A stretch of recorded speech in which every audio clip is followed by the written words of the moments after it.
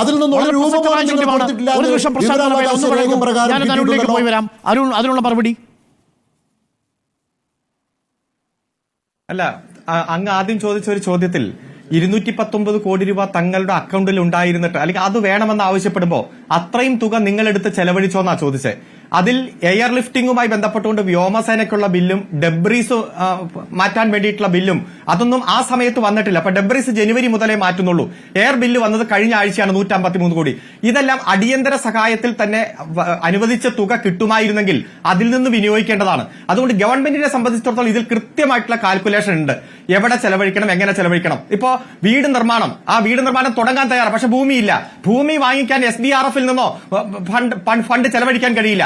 അത് മുഖ്യമന്ത്രിയുടെ ദുരിതാശ്വാസ നിധിയെ പറ്റുള്ളൂ. അല്ലെങ്കിൽ കേന്ദ്ര സ്പെഷ്യൽ പാക്കേജ് അനുവദിച്ചാലേ നമുക്ക് ഭൂമി വാങ്ങിക്കാൻ പറ്റൂ. ഫ്രീ ആയിട്ട് ഭൂമി കിട്ടില്ലല്ലോ. അപ്പൊ 2 ഭൂമി കണ്ടെത്തിയപ്പോഴേക്കും അവർ ഹൈക്കോടതിയിൽ പോയി കേസും നടപടിക്രമങ്ങളുമായി. അതുകൊണ്ട് ഗവൺമെന്റ് കൃത്യമായി കോടതിയെ കാര്യങ്ങൾ ബോധിപ്പിച്ചിട്ടുണ്ട്.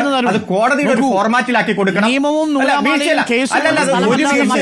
കോടതിയുടെ ഒരു ഫോർമാറ്റിലാക്കി കൊടുക്കണം.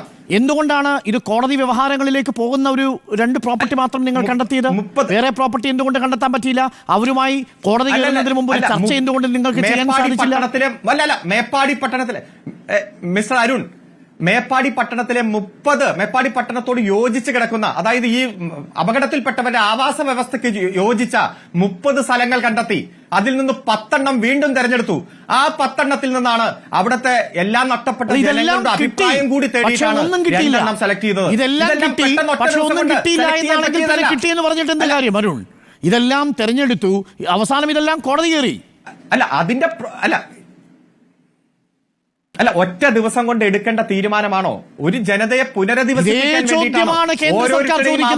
സംരക്ഷിക്കണം. ഇതേ ചോദ്യമാണ് കേന്ദ്ര സർക്കാർ ചോദിക്കുന്നത്. നവംബർ 13-ാം തീയതി കൊടുത്ത PDNA-യുടെ പുറത്ത് ഒറ്റ ദിവസം കൊണ്ട് തീരുമാനമെടുക്കാൻ പറ്റുമോ?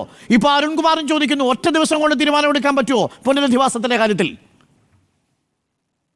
അല്ല, അടിയന്തര സഹായം ഇപ്പോ തമിഴ്നാട്ടിൽ വെള്ളപ്പൊക്കമുണ്ടായി. എത്രയാ? 914 കോടിയായി. അതുപോലെ തന്നെ ത്രിപുരയിൽ 40 കോടി, ആന്ധ്ര തെലങ്കാനയിൽ 3448 കോടി, ബീഹാറിൽ 13,000 കോടി, സിക്കിമിൽ 750 കോടി, നാഗാലാൻഡിൽ 600 കോടി. ഇതൊന്നും കൊടുക്കുമ്പോ ഈ അടിയന്തര തീരുമാനമെടുക്കാൻ വിഷമമുണ്ടായിരുന്നില്ലല്ലോ. കേരളത്തിന്റെ കാര്യത്തിൽ മാത്രം ഇപ്പൊ 125 ദിവസം കഴിഞ്ഞു. എന്തിയാ തീരുമാനമെടുക്കാത്തത്?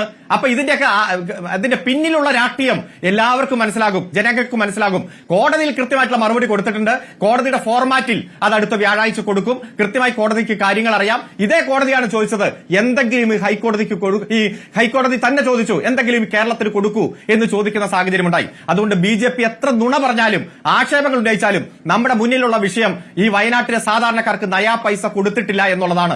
ആ കോസിൽ നിന്ന്, ആ കാരണത്തിൽ നിന്ന് നിങ്ങൾക്ക് ഒഴിഞ്ഞു മാറാൻ കഴിയില്ല. ആ യാഥാർത്ഥ്യം ജനങ്ങൾ കൃത്യമായി ഈ കേരളത്തിൽ ചർച്ച ചെയ്തുകൊണ്ടിരിക്കുകയാണ്.